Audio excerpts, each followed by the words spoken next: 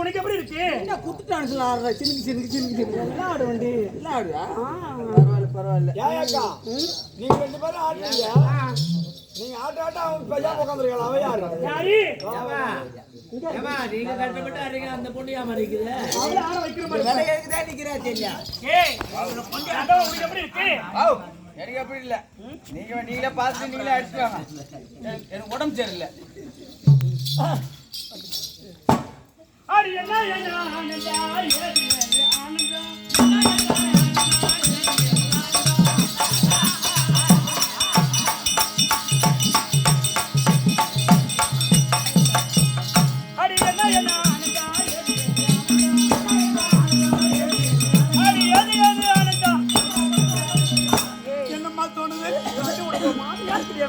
உனக்கு ஒண்ணுமே தோணலடி.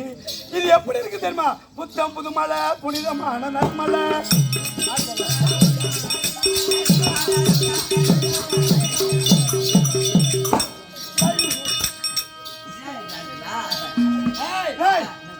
சிவா ஒரே விட்டா என்ன அவன் விட்டா அவன் ஏன் விட்டா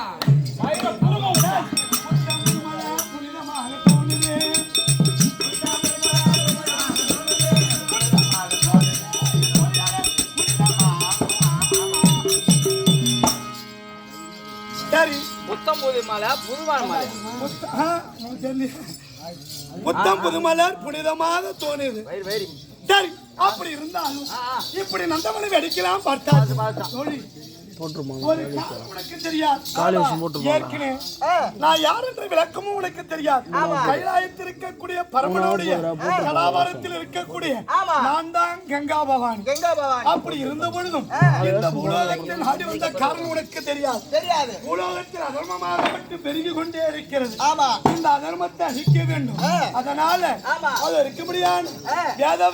வேதநாயகி நான் மகளா பிறந்தேன். ஏன் என்னுடைய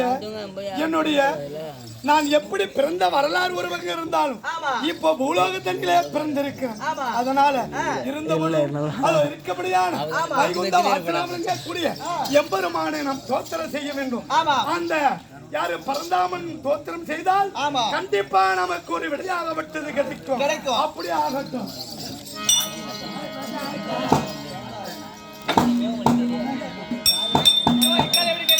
நாராயணன் வருவதற்கு